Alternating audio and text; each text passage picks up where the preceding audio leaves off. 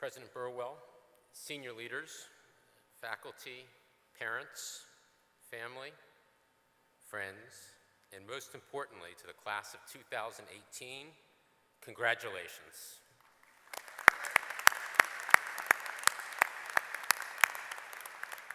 You've survived case reviews and the capstone, and happier hours at Chef Jeff's.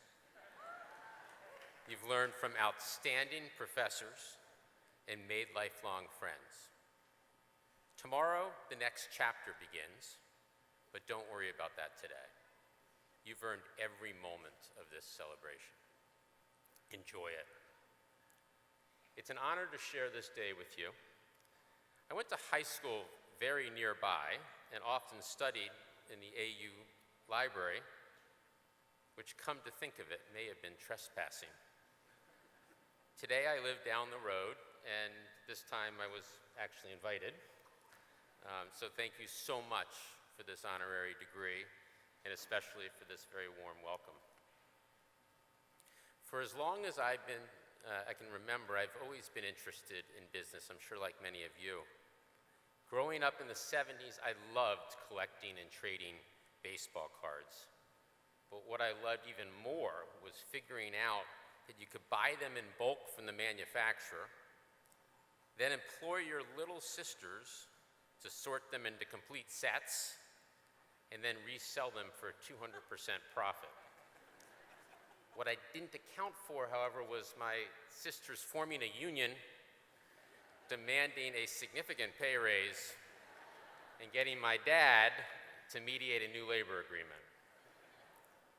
Still, there was no strategic plan. I graduated from Duke University with a degree in political science and no clear idea what I wanted to do. My first job out of school was in management consulting. It was a great learning experience. But after a couple of years, unlike most of my colleagues, I did not apply to graduate school. Instead, I tried my hand at a startup, which failed. And then another one, which also failed. Before I had turned 25, I was 0 for 2, but I had learned a lot. And for the next dozen years, I helped a much better entrepreneur lead what became 2 public companies, the advisory board company and the corporate executive board. Life took a very unexpected turn in early 2009. My political science degree finally came in handy when President Obama appointed me to be the nation's first chief performance officer. He thought someone with business experience could help make the government work better in people's lives.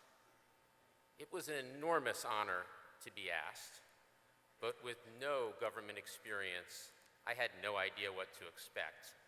So I told myself and my family that I'd give it a try for 18 months or so. 8 years later, on January 21st, 2017, I helped turn off the lights and walked out of the White House for the last time. All of this is to say I haven't exactly had a linear career path, and I certainly cannot offer you some grand unified theory of a career. But what I can do is share some lessons I've learned along the way. And looking back over my career, here's the first. Life rewards risk-taking disproportionately. I don't mean that you should run out and become a daredevil. What I mean by risk-taking is staying open to uncertainty, not being afraid of failure, and pursuing opportunities that seem intriguing and fulfilling, even if it's not clear that they'll work out. You've earned a great education. You can choose any path you want. But the tricky thing about that kind of success is that it tends to make us too risk-averse, less likely to take risks. Yet when hardworking, very talented people do take risks, they can reap big rewards and have an outsized impact. In short, life life rewards risk-taking disproportionately. That lesson, along with a handful of others about life and leadership, came into sharp relief during the hardest, most intense experience of my professional life. Here's the story. The Affordable Care Act, AKA Obamacare, was one of the president's signature initiatives. The goal was to expand health insurance while reducing the cost of care. The centerpiece was a website, healthcare.gov. But when the site went live in September 2013, it was a catastrophe. People couldn't even load the landing page without it crashing.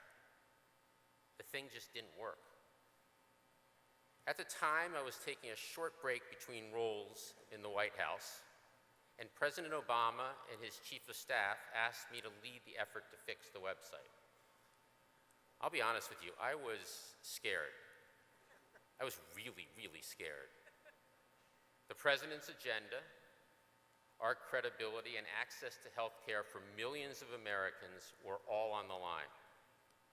Healthcare.gov crashing was all over the 24-hour news cycle. And there was at best a 50-50 chance that we could get the site up and running on time. But when the President of the United States, whose values I shared, asks you to serve, you don't turn him down. So I got to work, and looking back, I'm so glad I did. See, it feels great to hop on a rising star, to be part of something that's going really well. But it's the toughest situations that test your character, that force you to see what works, who steps up, and what matters most. Which takes me to my second lesson. Execution is what determines success. In business, we tend to overvalue the big idea. We love stories about the unicorn founder who comes up with the brilliant idea that turns into the next hot IPO. The big idea is sexy. In fact, the same goes for government. Everyone focuses on passing the big policy. They want to have that ceremony, the signing ceremony in the Oval Office, where they squeeze into the photo of the president signing the bill. Big ideas do change the world, but not on their own. None of it matters unless you execute well. And executing well is really hard.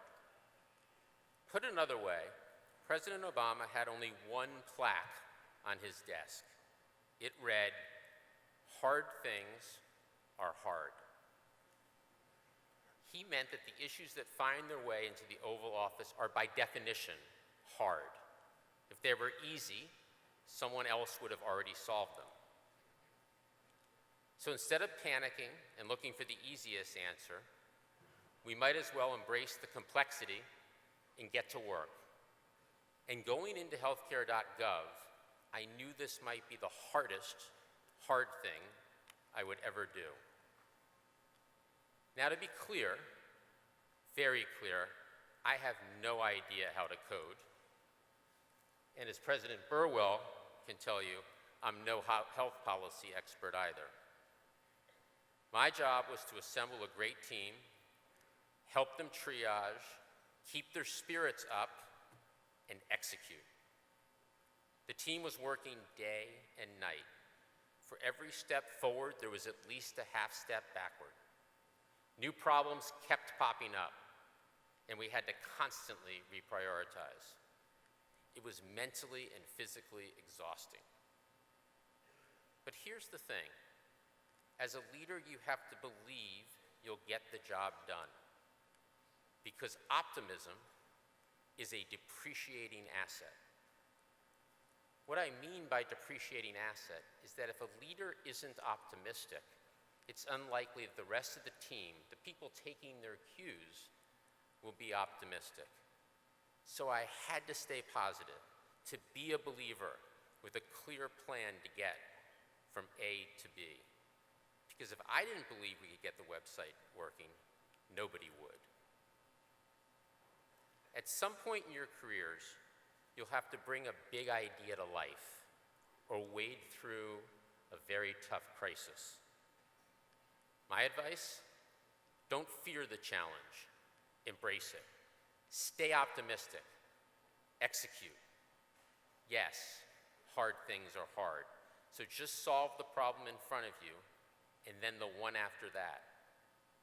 That's lesson number 2. It's all about execution. But you can't execute alone.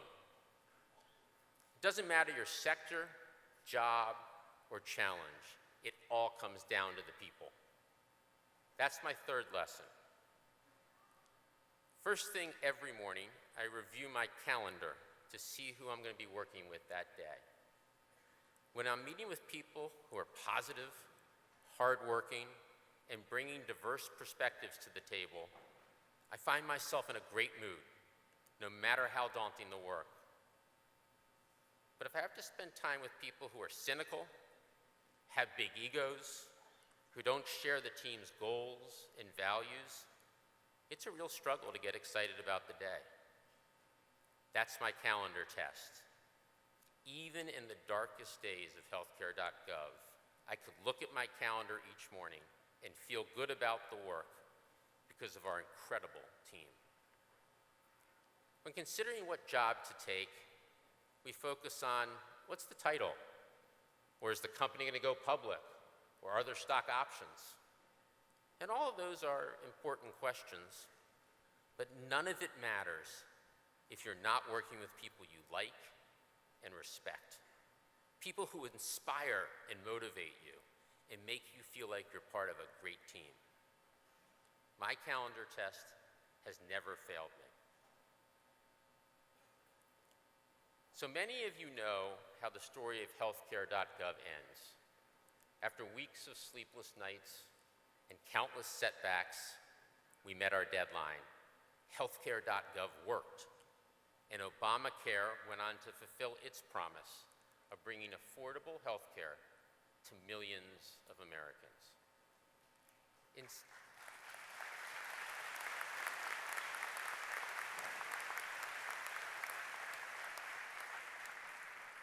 some ways, this is a story about focusing on short-term goals.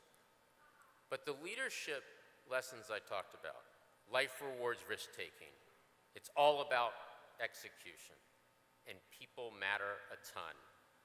Well, I actually believe these lessons work best when they're in service of doing what's right for the long term. So let me close with one last story. My last job in the West Wing was as the President's Chief Economic Policy Advisor. In that role, I would occasionally get called down to the Oval Office on the fly. Now, President Obama is a really nice guy, but getting summoned to see the leader of the free world is still pretty daunting, especially when he was well-versed on basically every topic. One late afternoon in 2015, the president's assistant called and said he wanted to see me. As I walked to the Oval with my heart rate increasing a bit, my mind raced through the possible topics that he might want to cover. Could it be the latest economic indicators, or our budget priorities, or the status of our trade negotiations? Of course, when I arrived, the president wanted to talk about none of those things. Something else was on his mind. He said that in recent meetings with CEOs, they often talked about the intense pressure to focus on short-term financial performance. We've all heard about this. From quarterly earnings in the public markets to internal rates of return in the private markets, businesses have every incentive to maximize short-term profits instead of making long-term investments. This isn't just a problem in the private sector. I saw how the political pressures of the 2- and 4-year election cycles, not to mention the 24-hour news cycles, keep policymakers from making investments that could benefit us down the road. What's the result of all of this short-sightedness? As companies, we're too often missing out on the potential for sustainable growth, from training our workers to investing in local communities to committing to research and development, all of which will keep our economy competitive into the future. And as a nation, we're failing to invest in our collective future, from building stronger schools to dealing with the threat of climate change to seeking the breakthrough innovations that will create the jobs of the future. Our global competitors are playing a long game, and we have an obligation to do the same, not just for ourselves, but for our children and grandchildren. When you shift your mindset away from what's right in front of you, your whole world opens up. You start to make decisions on behalf of more than just yourself. You start to think about how your actions might benefit others. You start to see how, whatever sector you're in, you have the obligation and the opportunity to serve the greater good. We live in uncertain times when it seems like the world's challenges are more intractable than ever. But they're not impossible to solve. They're just bigger than any one sector, business or government, can handle alone. That's why we need our leaders across sectors to take the long view. And that begins with you. Whatever path you choose, and whether or not that path detours into public service, my hope is that you approach your careers with your eyes on the horizon. I know the pressures that you'll face. I know it'll be hard to sacrifice short-term gains for long-term potential. And hard things are hard. But I also know that if you take the long view, not only will you find yourselves fulfilled, you will shape a future worthy of your generation's promise. Congratulations, class of 2018. We can't wait to see what you do. Thank you.